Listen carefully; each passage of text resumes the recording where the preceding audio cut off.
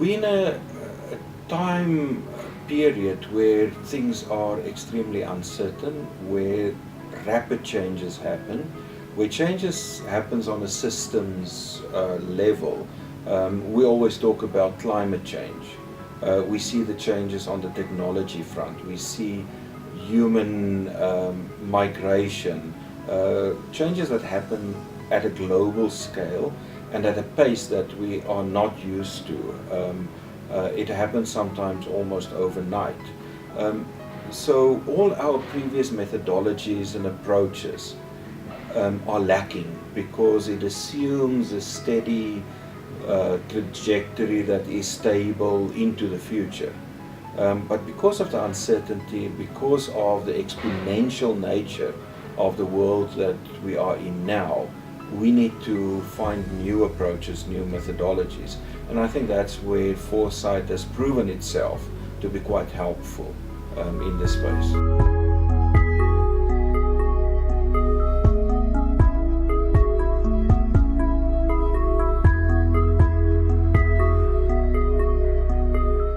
Well, we have used it on a few occasions. First of all, just to get our own capacity strengthened. I was then privileged to join the Global Centers program for Empowered Futures in Africa.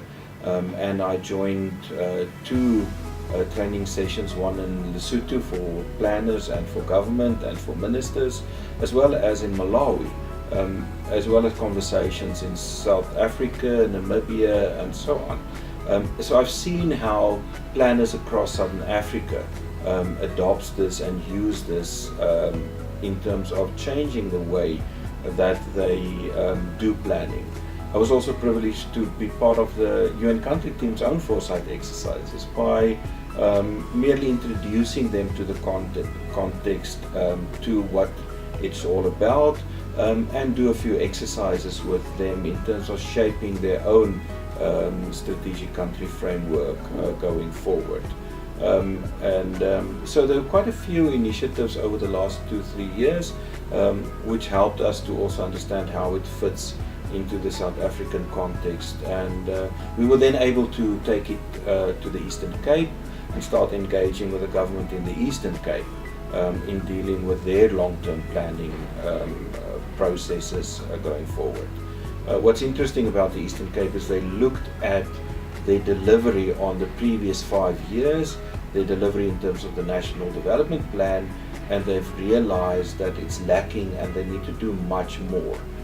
Because if you look at your targets, if you look at your objectives as they are reflected in departmental planning, and if you then draw a trajectory, and if you look at what we will achieve by 2030, they, like most of us, have come to the realization that we need to do something different because we're not going to achieve that.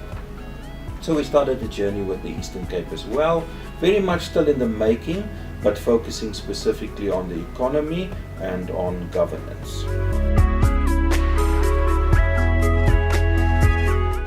Well, we can create a future that we want for Foresight in this country, in true Foresight speak. What I hope to see happening is that we start building it into a new governance structure. In the past, we have followed proper program and project management principles. We've delivered, and then we have monitored these projects, and at the end we evaluate, and then we see what is the impact.